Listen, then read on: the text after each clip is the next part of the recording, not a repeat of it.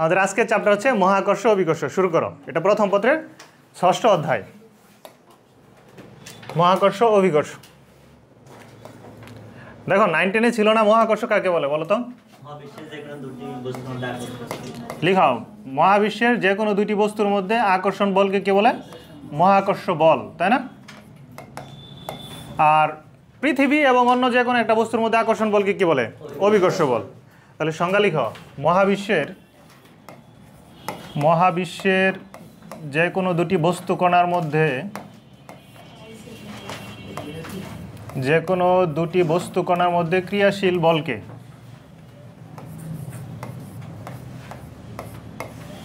বস্তু কণার মধ্যে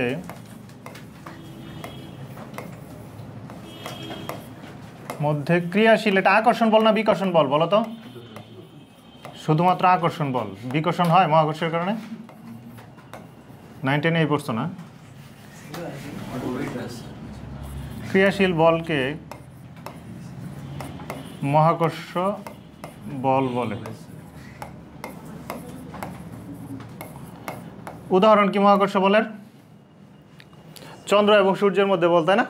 মঙ্গল গ্রহ এবং সূর্যের মধ্যে বল। ইভেন একটা গাছ এবং একটা পাথরের মধ্যে যে বল, এটা কি? মহাকর্ষ বল। যে কোনো দুটা বস্তুর মধ্যে বল কি? মহাকর্ষ বল।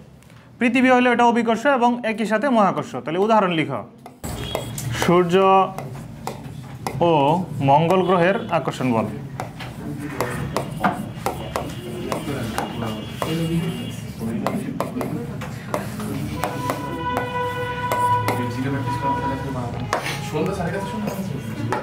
আচ্ছা, এরপর দেখো অভিকর্ষ বল।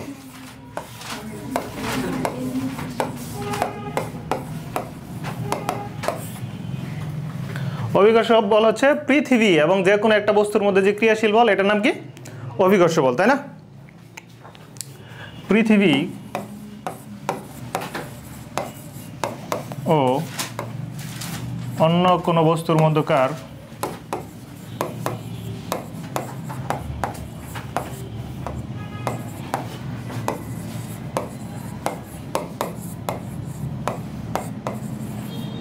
ক্রিয়াশীল বলকে অভিকর্ষ বল বলে।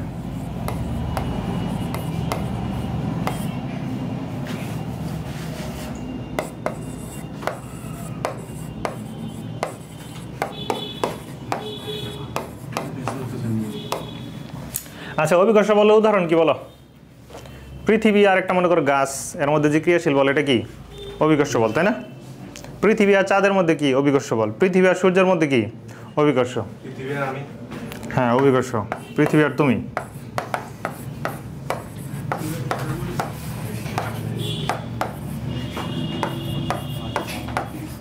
পৃথিবী ও চন্দ্রের মধ্যে ক্রিয়াশীল বল।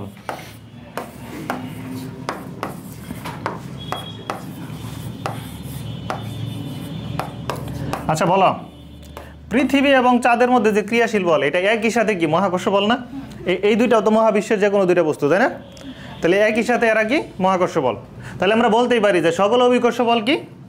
মহাকর্ষ বল, কিন্তু সকল মহাকর্ষ বল অভিকর্ষ বল নয়। একটু নোট লিখে রাখো। এই যে এই লাইনটা খুব ইম্পর্টেন্ট, এখান থেকে এমসিকিউ আসে। সকল অভিকর্ষ বলই মহাকর্ষ বল।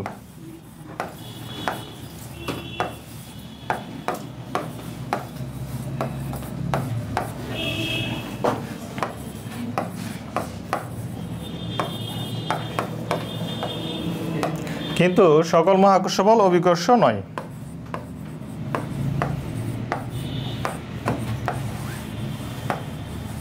সকল মহাকর্ষ বল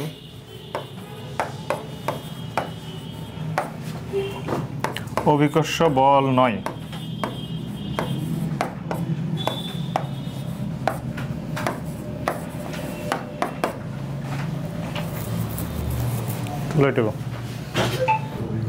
আচ্ছা, খেয়াল করো, নিউটনের মহাকর্ষ সূত্র আমরা পড়ছি না 9-10-এ, যে ধরো যে কোনো দুইটা বস্তু M1 এবং M2, মহাবিশ্বের যে কোনো দুইটা বস্তু কোনা M1 এবং M2, এদের মধ্যবর্তী দূরত্ব যদি r হয়, তাহলে এদের মধ্যকার যে ক্রিয়াশীল মহাকর্ষ বল কি হবে? বস্তুদ্বয়ের ভরের গুণফলের সমানুপাতিক, তাই না? এবং দূরত্বের বর্গের কি বলতো? ব্যস্তানুপাতিক। এটা আমরা 9-10-এ পড়ছি। তাই না? এই বলটা কি আকর্ষণধর্মী না বিকর্ষণধর্মী? আকর্ষণধর্মী। যেহেতু মহাকর্ষ বল এই জন্য এটা কি আকর্ষণধর্মী। এটা সরল রেখা বরাবর ক্রিয়া করে, তাই না? তাহলে সংজ্ঞা লিখো, এই চিত্র তোলার পরে সংজ্ঞা লিখো। মহাবিশ্বের যে কোনো দুটি বস্তু কণার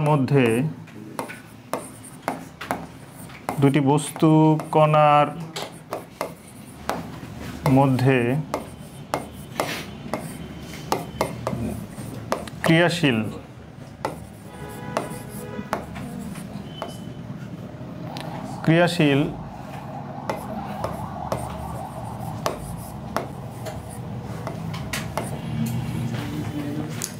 বলের মান এদের ভরের গুণফলের সমানুপাতিক। বলের মান এদের ভরের গুণফলের সমানুপাতিক।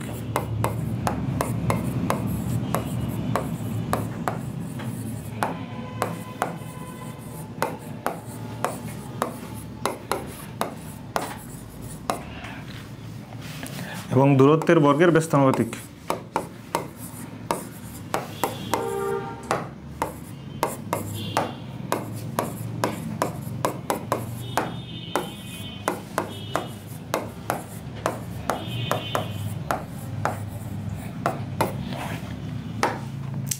আচ্ছা দেখো, এখানে এটাকে যদি আমরা 1 নং ধরি আর কি, 1 নং চিন্তা করি, আর এটা হচ্ছে 2 নং, তাহলে 1 এবং 2 একসাথে লেখা যায় না? একটা নির্দিষ্ট রাশির সাথে, যেমন এখানে বলের সাথে একবার ভরের সম্পর্ক সমানুপাতিক, আর আরেকবার কি দূরত্বের বর্গের ব্যস্তানুপাতিক। একটা রাশির সাথে একাধিক রাশির সম্পর্ক থাকলে একসাথে লেখা যায়। তাহলে আমরা এরকম বলতেই পারি যে 1 ও 2 নং হতে পাই, 1 ও 2 নং হতে পাই F সমানুপাতিক m1 m2 বাই r², তাই না? তাহলে এখানে সমানুপাতিক চিহ্ন তুলে দিলে কি থাকে? ধ্রুবক। এই ধ্রুবককে কি বলে বলো তো? মহাকর্ষীয় ধ্রুবক। এটা কি নিয়ে ডিসকাস করে? মহাকর্ষ বল নিয়ে। সূত্রের নাম নিউটনের মহাকর্ষ সূত্র, তাই না? তো এটা যেহেতু মহাকর্ষ বল নিয়ে ডিসকাস করে এবং এটা মহাকর্ষ সূত্র, এই জন্য ধ্রুবকের নাম হচ্ছে মহাকর্ষীয় ধ্রুবক, m1 m2 বাই r²। এটা মুখস্থ রাখতে হবে। লিখো মহাকর্ষ বলের প্রকৃতি।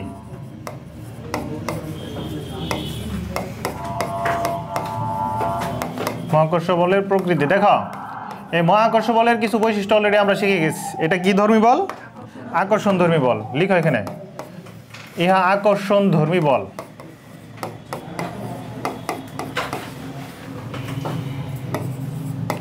আকর্ষণ ধর্মী বল। তারপর বলো মহাকর্ষ বল এটা অনেক শক্তিশালী না দুর্বল বল? দুর্বল বল। দুর্বল বল বুঝবো কিভাবে? ধরো আমার হাতের একটা মার্কার, এই যে চাবি, এই দুটার মধ্যে কি মহাকর্ষ বল কাজ করতেছে? এই দুটাকে যদি রেখে দেই তাহলে আকর্ষণ করে আর একসাথে হয়ে যাওয়ার কথা না? চুম্বকের মতো একসাথে হয়ে যাওয়ার কথা, কিন্তু একসাথে কি হচ্ছে না। এই বলটা অত্যন্ত দুর্বল, এতই দুর্বল এটা নড়তেছে না। বুঝা গেছে? তো এটা হচ্ছে দুর্বল বল। ইহা অত্যন্ত দুর্বল বল।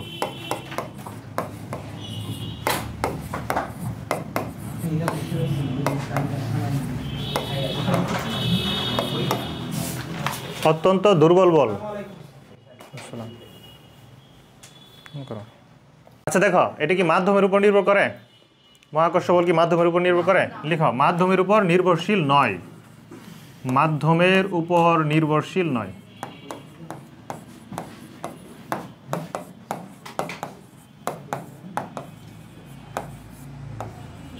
এটা মাধ্যমের উপর নির্ভরশীল নয়। আর তারপর হচ্ছে সরল রেখা বরাবর ক্রিয়া করে। এটা লেখা হয়েছে না?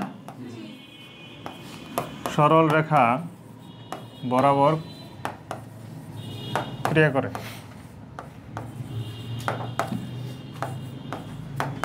মনে করো একই সাথে আমার কাছে দুইটা বস্তু আছে, এদের মধ্যে মহাকর্ষ যে বল এটা হচ্ছে এদের ভরের উপর নির্ভর করে, তাই না? আমরা শিখছি F = g m1 m2 r²। এখানে শুধুমাত্র ভর ম্যাটার করে, ঠিক আছে? এখন ধরো এটার ভর যদি আরও বাড়ানো হয় তাহলে বলের মান কী হবে? বাড়বে। কিন্তু এটার মধ্যে যদি একই সাথে চার্জ থাকে, আমরা পড়ছি না ওই যে চার্জের জন্য কুলম্বের বল ক্রিয়াশীল হয়। দুইটা বস্তু যদি চার্জিত থাকে অথবা দুইটার মধ্যে যদি চুম্বক মেরু থাকে, তাহলে চুম্বকের জন্য বা চার্জের জন্য তো আকর্ষণ বিকর্ষণ কাজ করে, তাই না? সমধর্মী চার্জ পরস্পরকে কী করে? বিকর্ষণ করে। বিপরীতধর্মী চার্জ কী করে? আকর্ষণ করে, তাই না? তো একই সাথে বস্তুর মধ্যে ভর আছে, আবার চার্জও থাকতে পারে, কিংবা চুম্বক মেরু থাকতে পারে। তো চুম্বক ক্ষেত্র বা চার্জের জন্য এই বল কোনো পরিবর্তন হয় না। বুঝাইতে পারছি? এদের মধ্যে বল আছে, মানে দুইটা বস্তুর মধ্যে ভর আছে, তাহলে মহাকর্ষ বল কাজ করবে। একই সাথে যদি চার্জ থাকে, কিন্তু এদের মধ্যকার যদি চার্জ থাকে, তাহলে চার্জের কারণে আবার বিকর্ষণ বা আকর্ষণ হতে পারে। তো এটা চার্জ বা চুম্বক মেরু দ্বারা প্রভাবিত হয় না। তাহলে লিখো, চুম্বক ক্ষেত্র বা তড়িৎ ক্ষেত্র দ্বারা প্রভাবিত হয় না।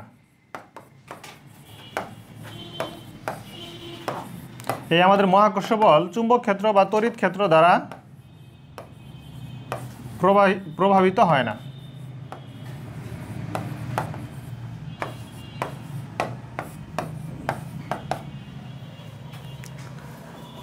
হয়েছে এটুকু?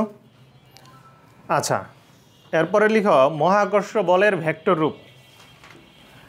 মহাকর্ষ বলের ভেক্টর রূপ। মহাকর্ষ বলের ভেক্টর রূপ। নেক্সট টপিক, মহাকর্ষ বলের ভেক্টর রূপ।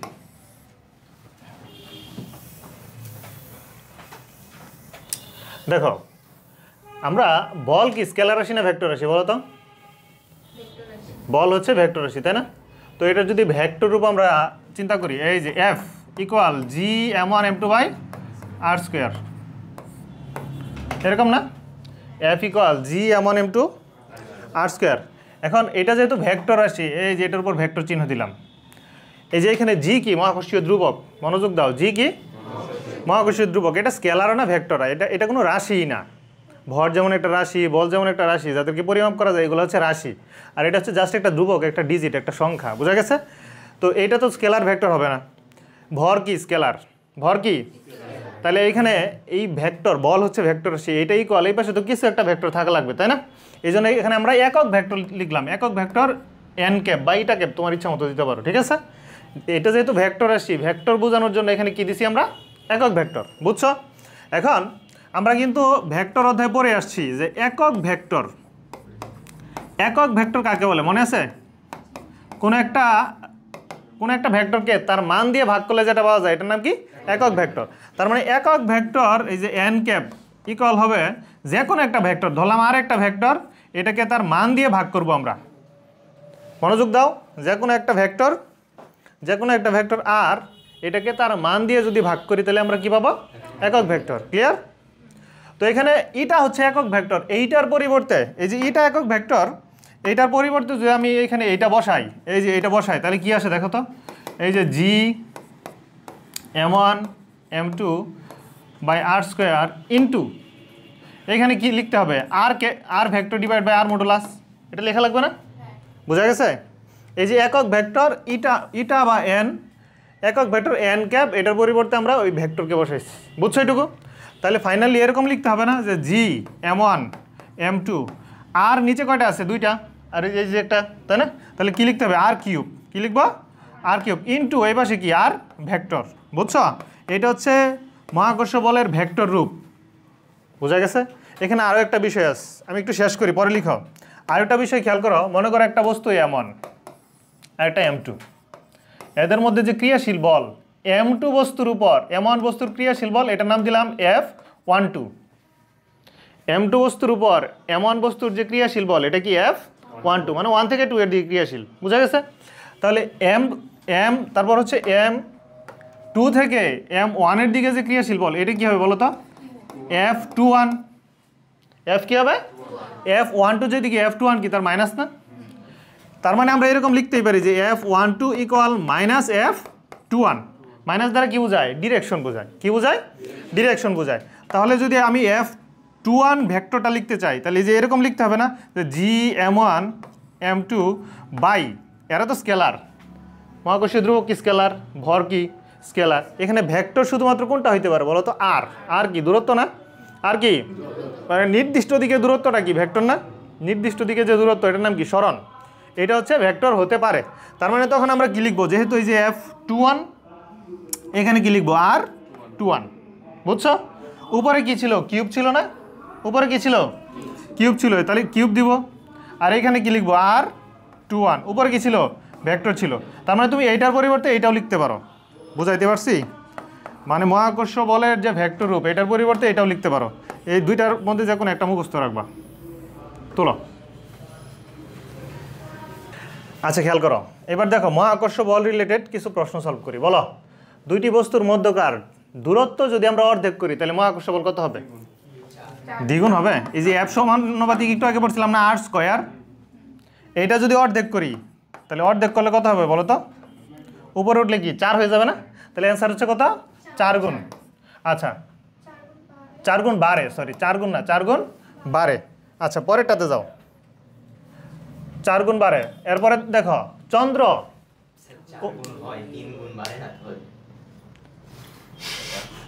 কিন্তু না এখানে হ্যাঁ ও যেটা বলছে এটা খুব সুন্দর প্রশ্ন। দেখো যদি দূরত্ব অর্ধেক করি, এই দূরত্ব যদি অর্ধেক করি তাহলে হয় কয় গুণ?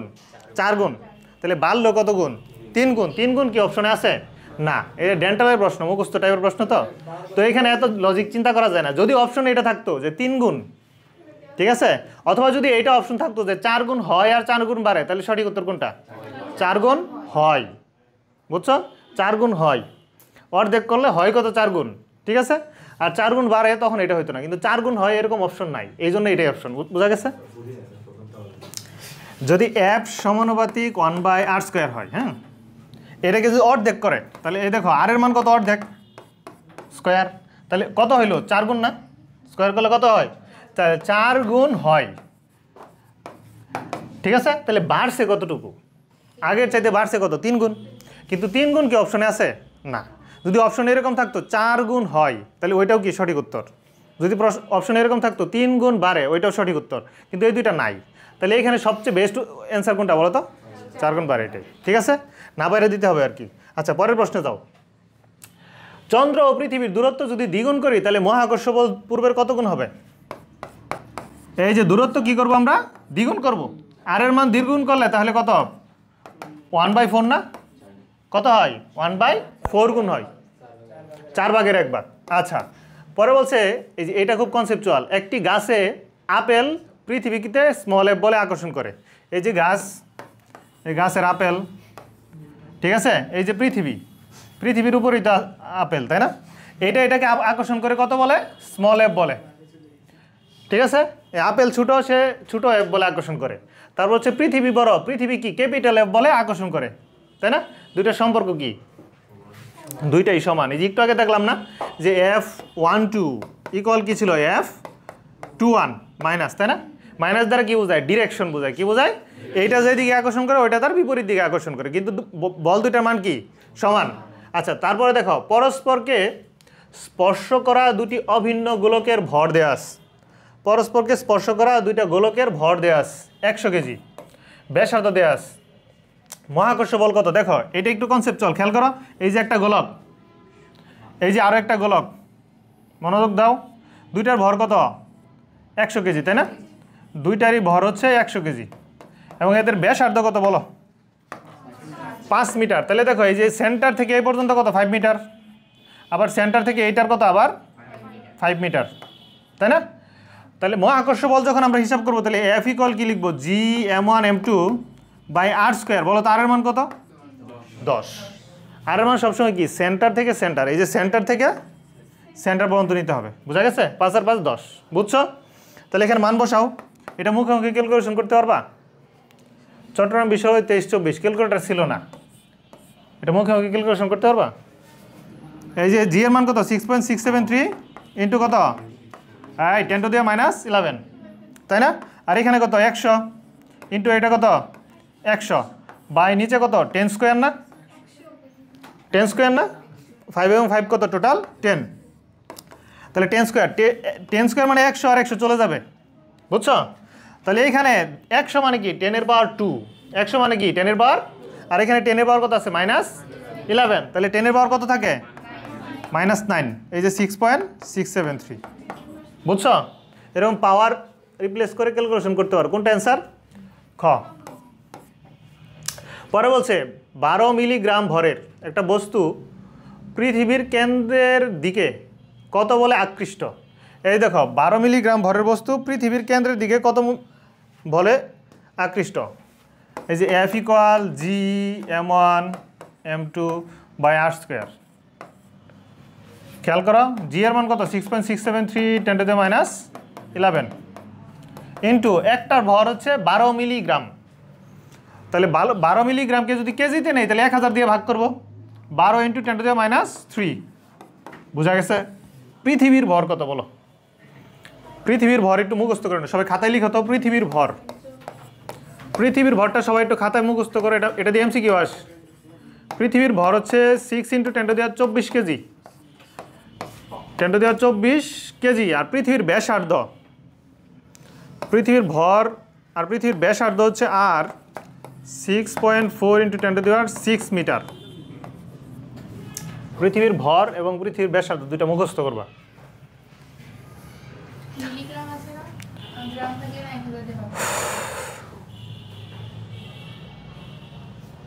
কোথায়? হ্যাঁ 12 মিলিগ্রাম। এই যে এখানে আরেকটা বিষয় দেখো, এটা কিসে ছিল? মিলিগ্রামে।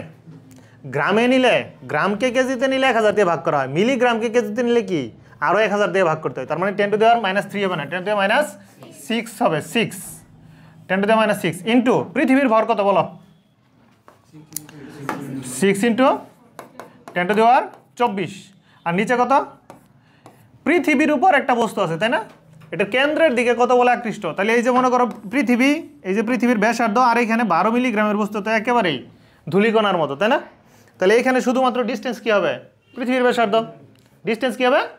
মানে এইটার ভরকেন্দ্র থেকে পৃথিবীর ভরকেন্দ্র পর্যন্ত দূরত্ব নিতে হয়। পৃথিবীর ভরকেন্দ্র কই থেকে? কেন্দ্রে। তাহলে এখানে আমরা ডিস্টেন্স নিব পৃথিবীর ব্যাসার্ধ, আর এর মান হচ্ছে 6.4 into 10 to the 6 metre square. এটা ক্যালকুলেশন করলে যা আসে, ঠিক আছে? অ্যান্সার হবে খ। আচ্ছা যাই হোক, এগুলো তো নোট করার কিছু নয়, আমরা পরের টপিকে যাই। পরের টপিকে যাও। না, যেগুলো জটিল ক্যালকুলেশন এগুলো ক্যালকুলেশন মানে ক্যালকুলেটর দেওয়া থাকে আর কি, আর তোমাদের বোর্ডে তো ক্যালকুলেটর থাকবে। পরের টপিক লেখা মহাকর্ষীয় ধ্রুবক। নেক্সট টপিক মহাকর্ষীয় ধ্রুবক। দেখো আমরা জানি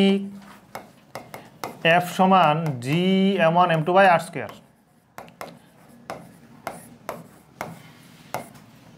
তাহলে দেখো মহাকর্ষীয় ধ্রুবক আমরা জি নিয়ে ডিসকাস করবো এবার, ঠিক আছে? আমরা চাচ্ছি এখান থেকে ক্যাপিটাল জি এটা বের করতে। তাহলে এফ আর স্কোয়ার ইকুয়াল কি লেখা যায় বলো?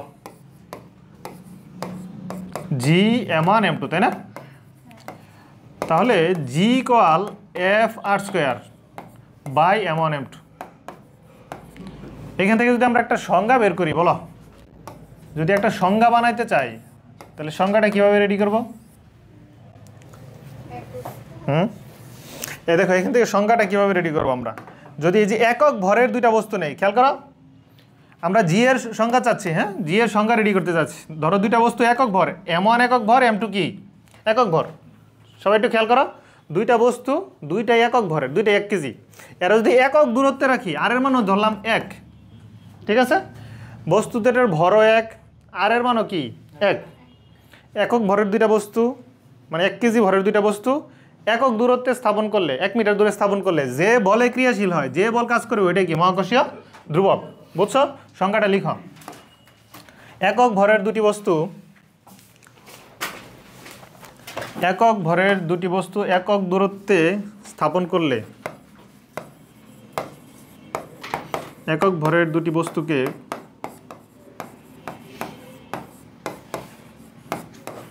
একক দূরত্বে স্থাপন করলে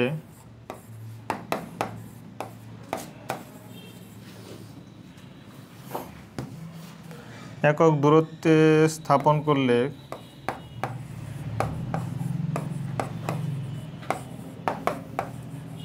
এরা যে বলে পরস্পরকে আকর্ষণ করে,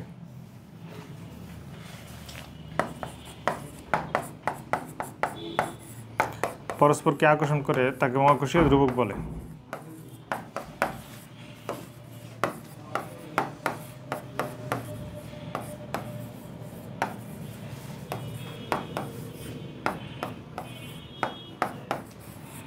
ধ্রুবক বলে।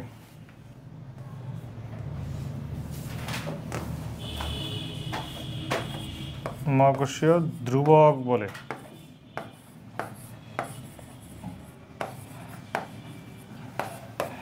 আচ্ছা, এটার ইউনিট বলো, এটার ইউনিট কি হবে?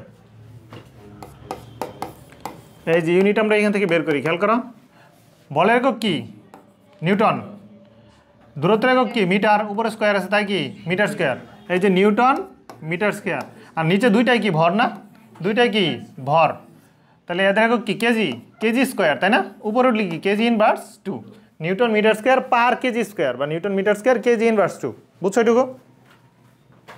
এটা কি স্কেলার রাশি না ভেক্টর রাশি? এটা কোনো রাশি না, এটা ধ্রুবক। মনে থাকবে, এটা কিন্তু রাশি না, এটা হচ্ছে ধ্রুবক। আচ্ছা, পরের টপিক লিখো। পরের টপিক লিখো।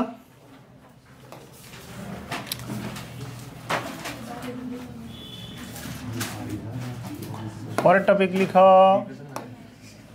এই যে অভিকর্ষ ত্বরণ। অভিকর্ষ ত্বরণ কাকে বলে বলো তো? অভিকর্ষ ত্বরণ পৃথিবীর কেন্দ্রের দিকে কোনো বস্তুকে যে ত্বরণে কি করে? আকর্ষণ করে। এটার নাম কি? অভিকর্ষ ত্বরণ। লিখো। পৃথিবীর কেন্দ্রের দিকে কোনো বস্তুকে যে ত্বরণে আকর্ষণ করে তাকে অভিকর্ষ ত্বরণ বলে। এই অভিকর্ষ ত্বরণ সবগুলো লিখবা। এটা বই থেকে আমি কালেক্ট করছি। এই সবগুলা গ্রহের, এটা মুখস্থ করবা, এমসিকিউ বাস। ঠিক আছে, সবগুলো লিখে রাখবা। পৃথিবী, শুক্র, মঙ্গল, নেপচুন, যা যা আছে সব। পৃথিবীর কেন্দ্রের দিকে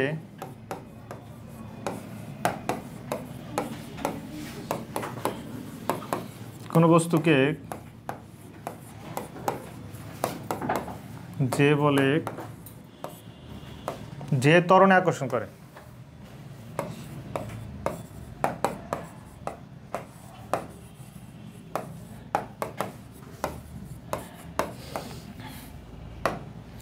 তাকে অভিকর্ষ ত্বরণ বলে। উদাহরণগুলো লিখো।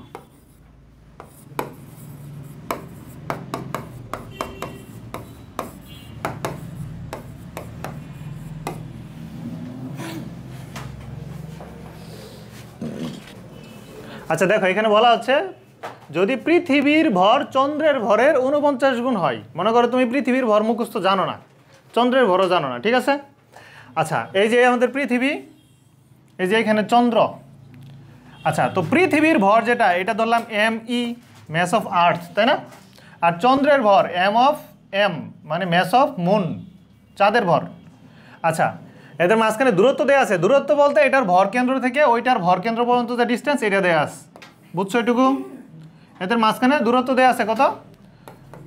40 × 10⁴ কিলোমিটার। যদি আমরা মিটারে নেই তাহলে 40 × কত হবে? 10⁷ মিটার, এরকম না? আচ্ছা, বলছে চন্দ্র ও পৃথিবীর সংযোগ রেখার কোথায় এদের মধ্যে উভয় বস্তুর উপর টান সমান হবে।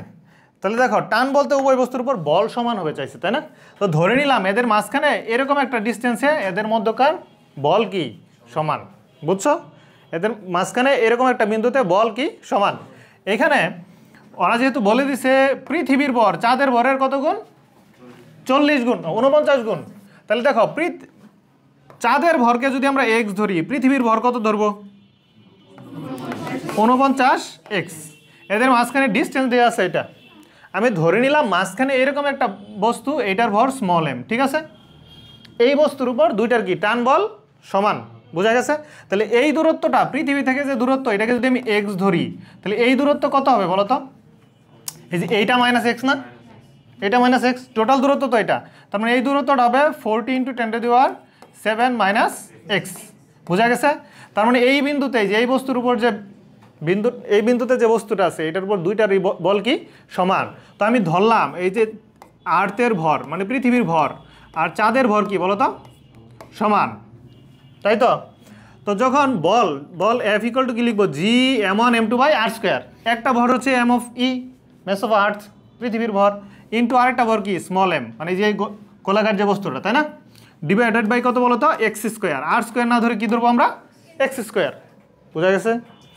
আচ্ছা, এরপর এইটার মানে এই যে চাঁদের জন্য যে বল, টান বল, এই বলটা কত ধরবো? আবার G(m1 m2/r²). G(m1) একটা হচ্ছে চাঁদের ভর mm, mass of moon, into আরেকটা হচ্ছে m, ডিভাইডেড বাই কত?